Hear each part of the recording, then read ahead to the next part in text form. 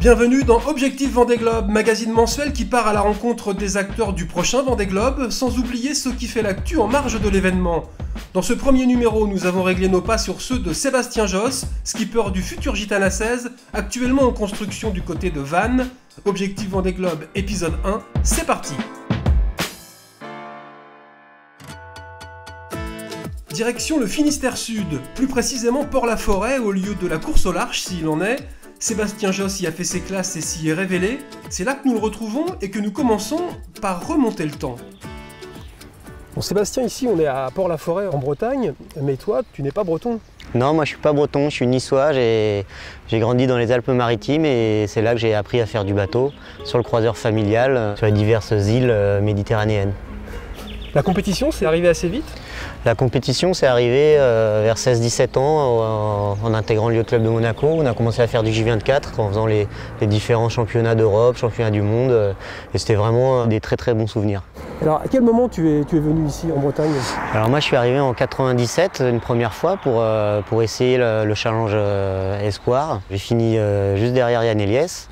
Puis je me suis dit qu'il y avait quelque chose à tenter, donc j'ai intégré l'armée à Brest pour pouvoir les week-ends et pendant mes permes naviguer sur différents supports, surtout le Figaro, pour me préparer et m'entraîner pour une deuxième édition. Ah, les belles années Figaro! Autrement dit, la période d'apprentissage pendant laquelle Sébastien s'est imprégné de l'univers de la course au large. Pour moi, ça a été un passage obligé, parce que quand on démarre de rien, il faut des bonnes bases, et la classe Figaro, elle est là pour ça. C'est vraiment une école de la course au large, de la connaissance de soi, du détail. C'est des mois et des années de répétition, de manœuvres, d'automatisme, pour arriver à trouver cette aisance et ce feeling de bien-être, de confiance. Donc ces années-là, elles donnent des bases qui sont après transposables sur des bateaux plus gros, des projets plus gros.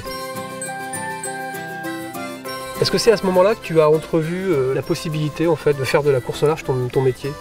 Pas vraiment, je ne me suis jamais projeté plus loin que la durée de mes missions.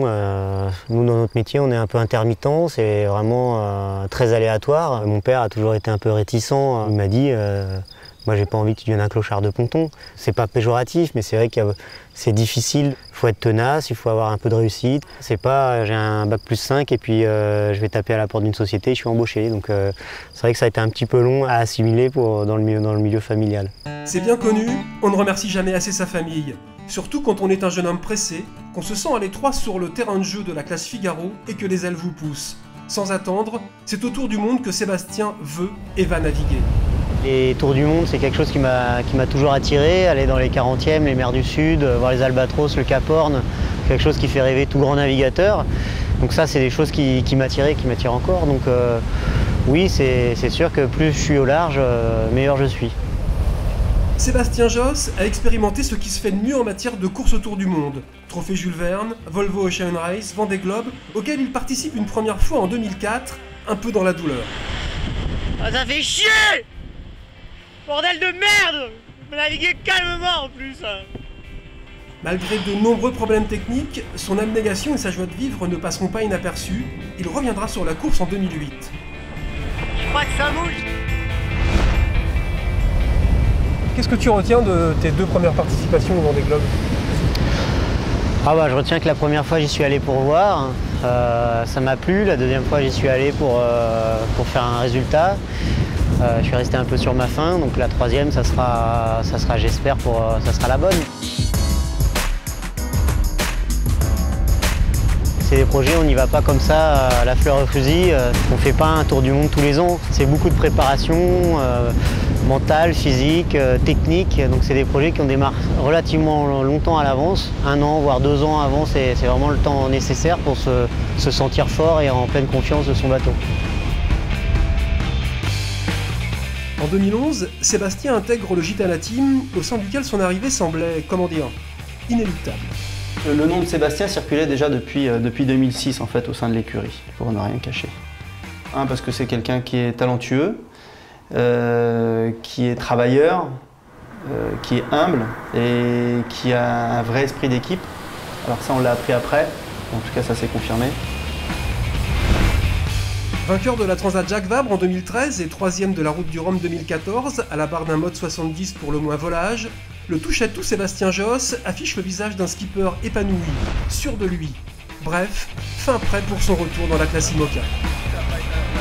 Aujourd'hui, aller à 25 nœuds sur un IMOCA, c'est pas quelque chose qui m'inquiète ou qui me contrarie, ça sera justement des situations où je pourrais même me reposer mentalement en me disant c'est bon, la limite est beaucoup plus loin, en tout cas tu as déjà fait beaucoup plus dur que ces conditions qui resteront éprouvantes mais qui seront moins stressantes une fois qu'on a connu ces vitesses en multicoque. Oh, attends, je regarde le truc parce qu'ils sont mal engagés. Volé. Ça me stresse, c'est quand même un peu mon bateau.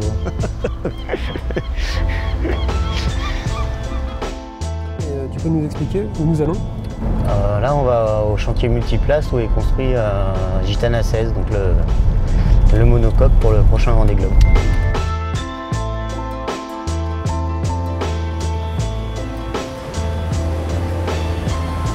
Bon Sébastien, sans dévoiler de secret, quel type de bateau en fait tu voulais concevoir pour ton 3e Vendée Globe ?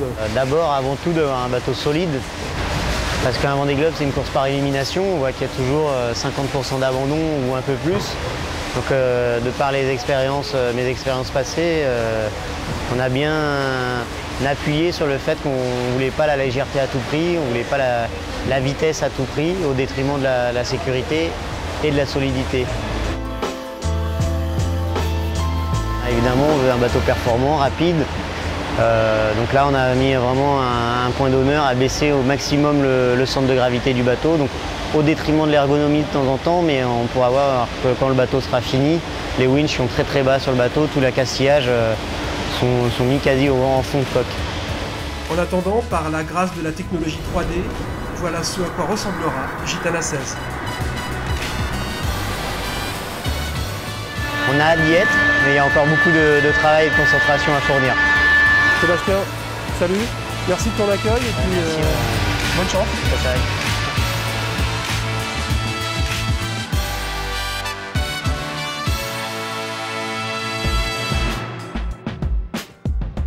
Le monocoque SMA avec lequel Paul Meillat s'alignera au départ du prochain Vendée Globe a été baptisé fin avril à Douarnenez. Entouré de l'équipe technique de Mer Agitée, l'écurie de course chère à Michel Desjoyaux, Paul a visiblement savouré ce moment si particulier qu'est le baptême d'un grand voilier océanique. Grand jour, grand projet, début d'une belle histoire. C'est vrai que c'est beaucoup d'émotions. Puis voilà, maintenant on sent que tout le monde est libéré, que c'est parti et de l'enthousiasme autour de ce projet. Pour la petite histoire, SMA est l'ancien bateau de François Gabard, vainqueur du Vendée Globe 2012 et de la Route du Rhum 2014.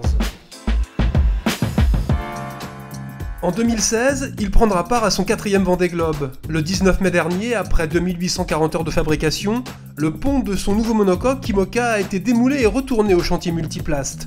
Une étape importante et délicate de la construction qui n'est pas sans provoquer un certain lyrisme chez Jean-Pierre Dick, skipper du futur Saint-Michel d'Irbach. Il y a un côté un peu poétique finalement, tout d'un coup on a un ciel, on a quelque chose entre ciel et terre et voilà.